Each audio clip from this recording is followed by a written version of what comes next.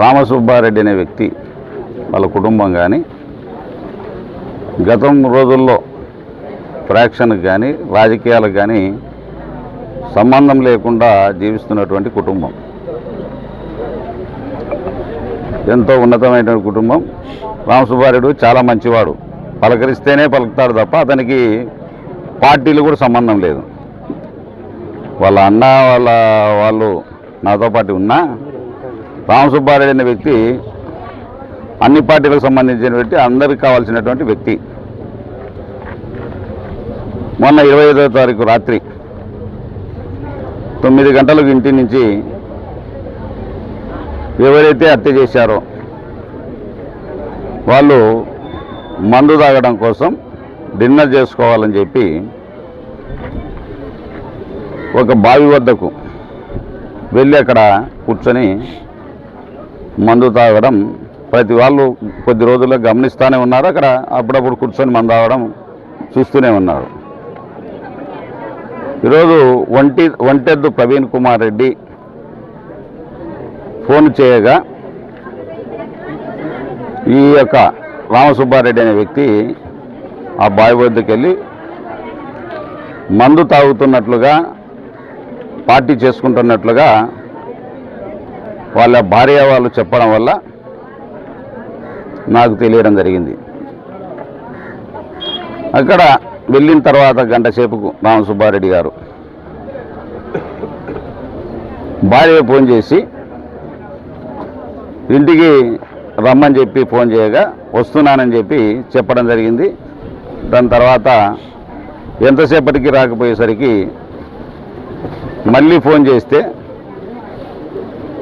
Phone switch ఆఫ్గా తెలియడం జరిగింది. తన కొడుకు భార్య ఇద్దరు ఫోన్ ఎంత చేసినా స్విచ్ ఆఫ్ వినపడడం, దాంతో ఏమైనా ఛార్జింగ్ అయిపోయిందని అని చెప్పి వాళ్ళు భావించడం జరిగింది.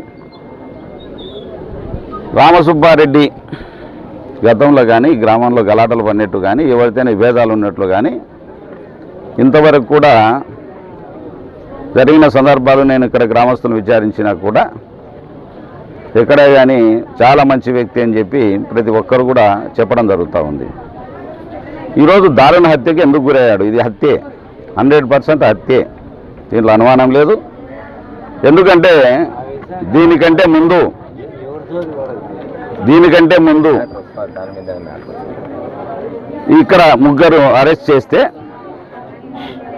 ప్రవీణ్ కుమార్ రెడ్డిని తన అనుచరులను ఇద్దరిని అరెస్ట్ చేస్తే బావిలో పడి అతను పొరపాటున బావిలో పడి చనిపోయినట్లుగా చెప్పడం జరుగుతుందని చెప్తా ఉన్నారు. బావిలో పడిన వ్యక్తి అతనికి ఈతొచ్చు, బాగా బ్రహ్మాండంగా ఈతొచ్చినట్టుగా అందరు చెప్తా ఉన్నారు. ఈతొచ్చిన వాడు అంత సూక్ష్మంగా చనిపోడు, ఎటైనా ఒడ్డు చేరుకుంటాడు. ఎంత మందులో ఉన్నా మందు దిగిపోతుంది, ఖచ్చితంగా ఒడ్డు చేరుకొని బయటపడగలుగుతాడు. అదేవిధంగా దెబ్బలు కూడా ఉన్నాయి, ఒంటి మీద వివిధ చోట్ల గాయాలు కూడా కనపడతా ఉన్నాయి. ఆ గాయాలను పరిశీలిస్తే ఇది హత్య అని ఖచ్చితంగా చెప్పవచ్చు.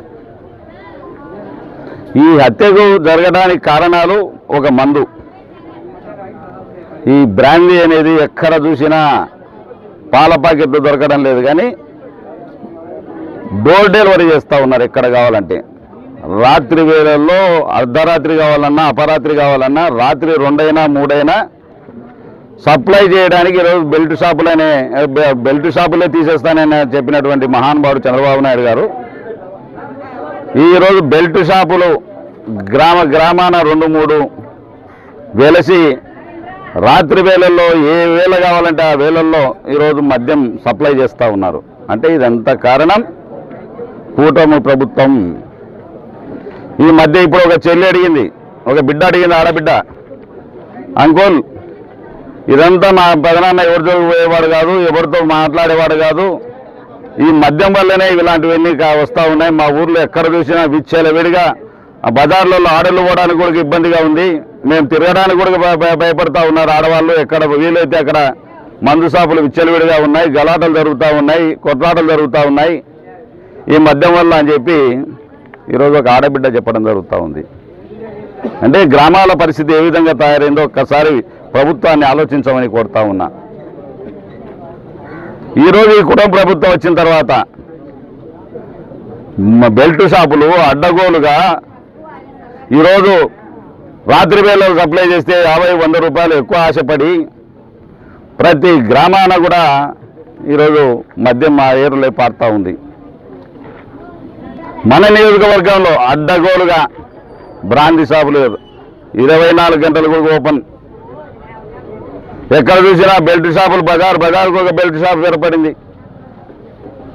ఎక్కడ చూసినా మన నియోజకవర్గంలో ఈరోజు 3 హత్యలు ఇప్పటికీ.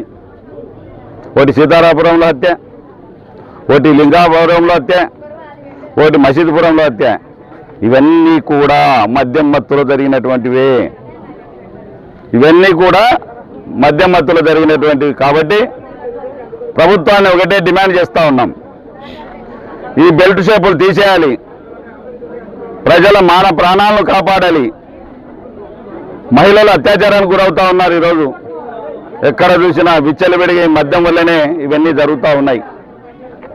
ఈరోజు జరిగినటువంటి సంఘటన చూస్తే రామసుబ్బారెడ్డి ఇది హత్యే. చనిపోతే 24 గంటలు కానీ ఏ ఊరైనా చెప్పొచ్చు, 24 గంటల దాకా శవం బయటపడదు.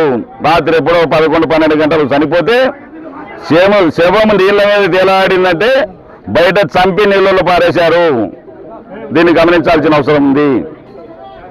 నీళ్ళలో చంపి పారేయడం వల్ల ఆ శవం తేలితే